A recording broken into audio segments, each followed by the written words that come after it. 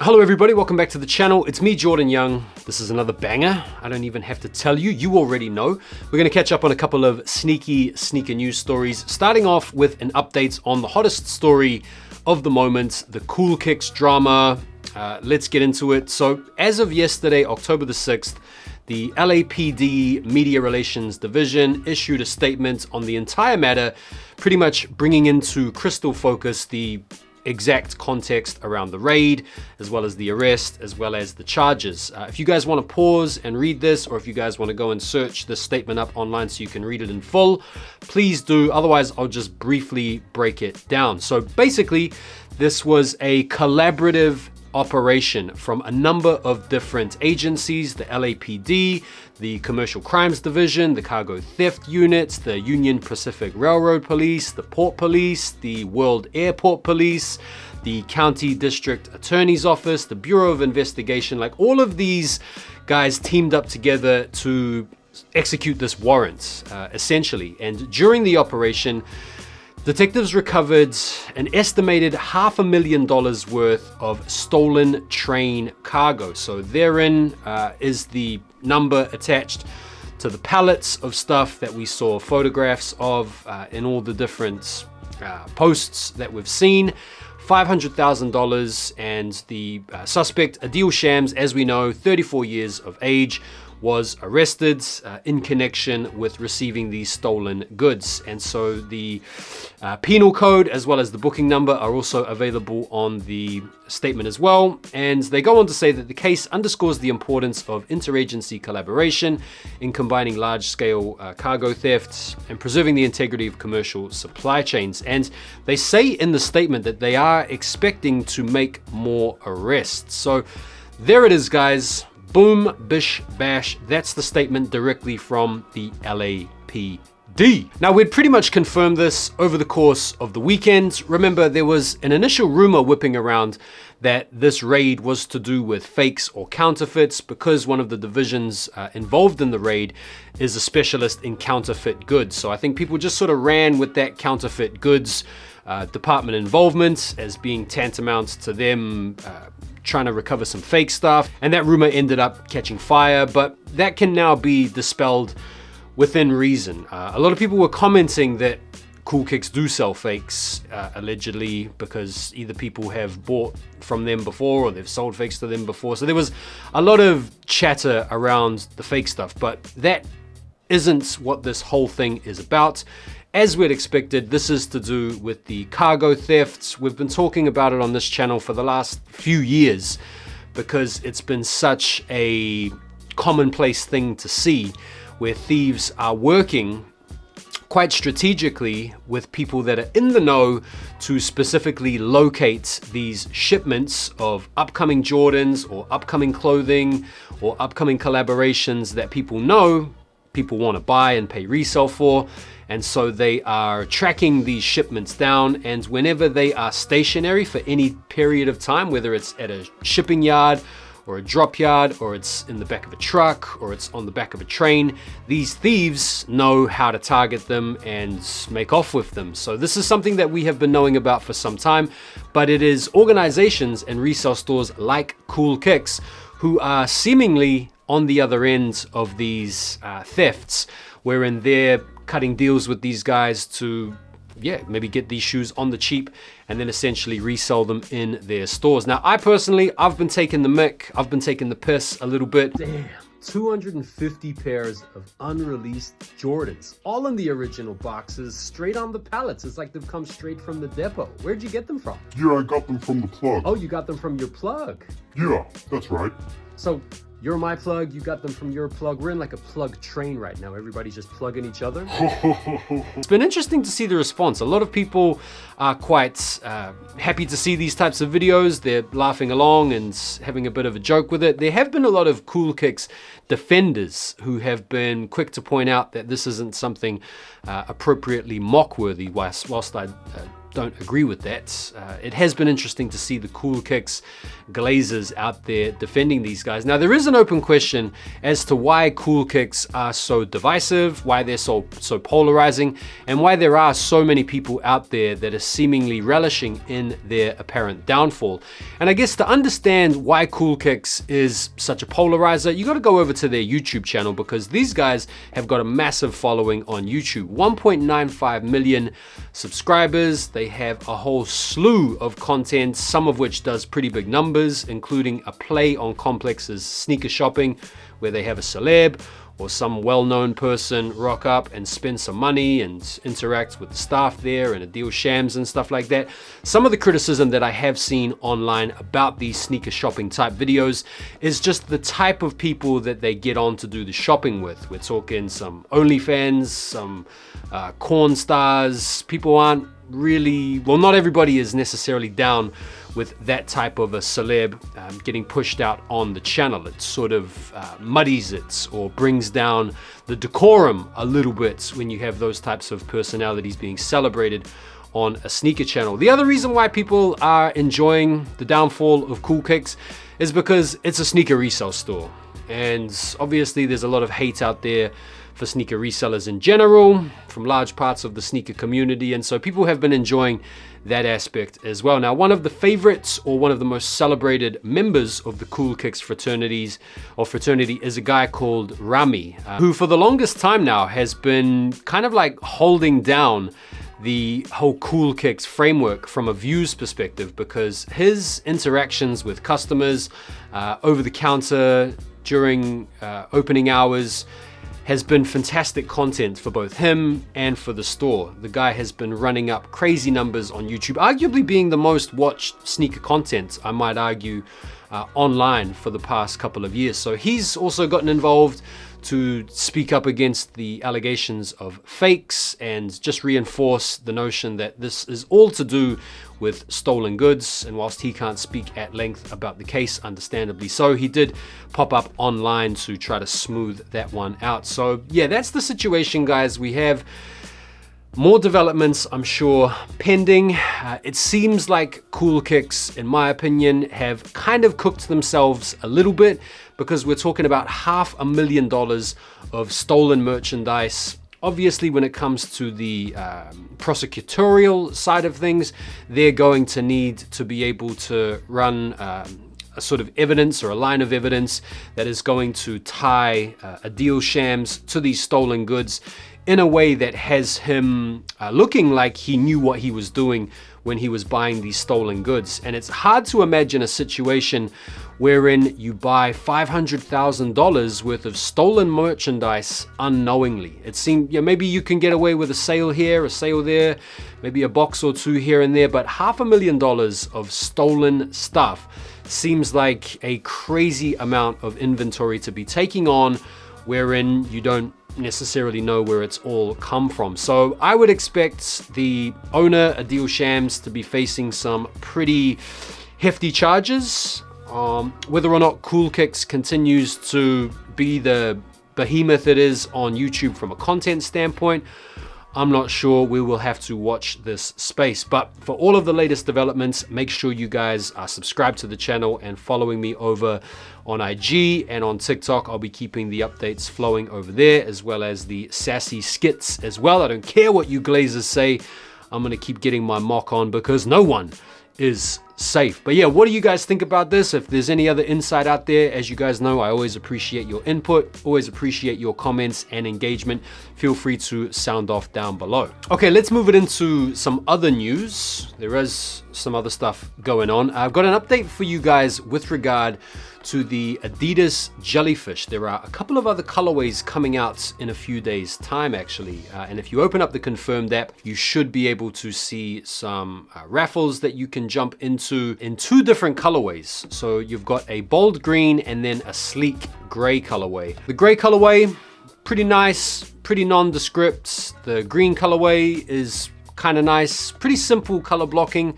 taking a little bit of inspiration off the back of the first colorway, which was a pretty massive success, at least from a reception standpoint. There is still an open debate as to whether or not these things are worth it. Yeah, you can enter into the raffle for these on places like End. Are they worth it for the 250 pounds or the $300? I don't know, you tell me, man. It's a new shoe, it's an exciting shoe. It's one of the sneakers that has generated a lot of interest and a lot of hype this year. I think from an excitement standpoint, these things have definitely done the business, but I know a lot of people aren't really feeling them, and I can sort of understand why. For me, it's one of those shoes where if you hit for retail, I think you should be happy with that. Get on board, enjoy them. They are comfy. They are kind of very striking and eye-catching. But if you don't hit for retail, I wouldn't really worry about trying to pay resale for these, because I feel like there's going to be a lot more colorways coming out down the line, including some pretty cool ones. Had a detailed look at the Amélie d'Or New Balance 993. This is the shoe that was available on pre-order towards the back end of last year. And so now that we're seeing these images up close and personal, the question is, are you regretful you didn't go for these on pre-order when they were available? I can remember looking at these on pre-order, they were available, I could have copped them, I could have ordered them, and I didn't. Now that I'm seeing these, I can't lie, I am a little bit gutted I didn't order me a pair of these. I knew though at the time I would probably regret it by the time the orders started shipping and stuff like that. What do you guys think? Are you gutted you didn't get them or not? Got some fresh looks. Well, actually, they're not that fresh. There's so many low-key Instagram accounts that are owned by people that can get their hands on these crazy limited pairs of shoes early. It's kind of hard to know who's legit and who's not legit, but this guy has actually been shared by Complex and a few others, hinting that there's some legitimacy about these. This is the Fragment Jordan 1 collaboration with Union. On the one, it's the Royal colorway, and apparently this edition is limited to 15K pairs. So probably, I think the second most limited out of the trio. What do you guys think of these? Royal color blocking down low. I'm not sure what the inspiration is directly for the upper half. Someone can let me know above. Is it the metallic blue 85s? I'm not sure, but they're clean. They're nice. I'm a sucker for a pair of Royals. I've had multiple pairs of Royals over the years. The suede around the collar looks mad hairy on these. The quality looks good. Do you know what? I wouldn't be mad if I missed out on these, but I would certainly take a pair for retail. We've also seen the other pair as well, the black toe version, which I feel is probably the nicest out of the three that are dropping. Haven't seen any confirmation on the numbers, but yeah, look, they're both really nice. Not even gonna try and front. You know my opinion on these. I feel like these are a little bit late. They kind of feel a little bit lazy because this is a tried and tested recipe that we've seen again and again. Whilst Union did create some buzz, and whilst this pair was pretty well received this year, the fact that the prices have completely tanked on these to the point where they're sitting around retail in some places, depending on the sizes, of course, to me indicates that people are a little bit fatigued, a little bit nauseated maybe with this particular recipe. So does that mean these will be easy to cop when they eventually drop next year? No, it doesn't mean that. So we've got some exclusive news here. It's hard to know how much faith to put into this. Sneaker Market Retro are generally pretty good when it comes to the mock-ups or the early release info, which is kind of interesting considering these guys are based out of Romania. But according to internal documents, Sneaker Market Retro and Brandon Ian can confirm that Jordan is releasing 2 Travis Scott Jordan 1s in the Shy Pink colorways for the summer 2026 season. Now, this shoe was rumored to potentially drop this year. Those rumors got squashed, and then we were told that they were canceled or they weren't coming out at all. That idea was rubbish. And then, not so long ago, a week or two ago, we saw Travis Scott actually wearing a pair of the Jordan 1 Low Pinks, meaning they're out there in sample form. Usually once they've made it to sample form, there's a chance they could end up getting a wider release. And obviously the Jordan 1 Low Travis Scott continues to be a big hit with all of the hype we've seen for the Fragment collab that's supposed to be dropping next month now. So 2 colorways of the Shy Pink, whether or not you've got like just a women's run and then maybe a wider run, I'm not sure. These two shoes seem to differ on pretty minor details according to these mock-ups, with one featuring a more creamy leather upper and the other a much more pure white leather upper. Other than that, there's not really much to distinguish them, like a bit of midsole coloring. So yeah, I don't know. It's something that could easily be rubbished in time. I will certainly keep you guys updated. Okay, some updates on another one of these shoes that's gone all the way around the rumor labyrinth. It's the Jordan 1 Off-White, quote unquote, Alaska colorway. This shoe's been coming, it's been going, it's here now. We've seen them on the feet of Hiroshi Fujiwara this past week.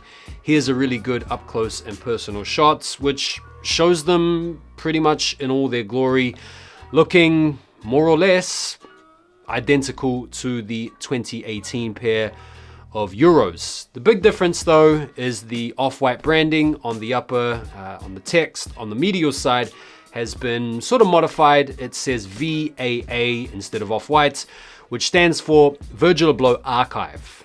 And that is because Virgil Abloh sold Off-White to the LVMH group back in 2021, I think. And so anything to do with Off-White from an intellectual property perspective is now off limits for Nike when it comes to referencing. So they can't use the Off-Whites, but they can use VAA because they are still connected with the Virgil Abloh estate, of which the archive is part of the framework.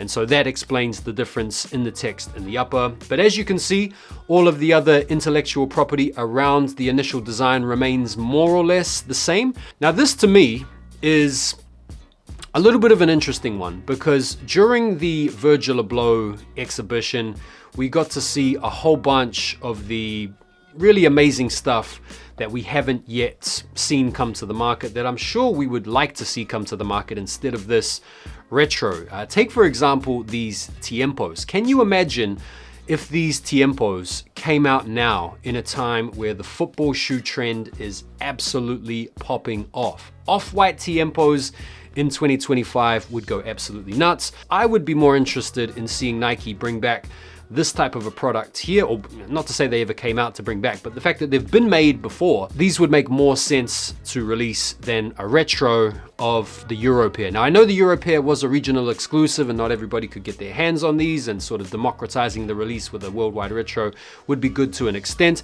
I still think it would be better to have something new rather than something we've already seen before. Or maybe these, like the Canaries.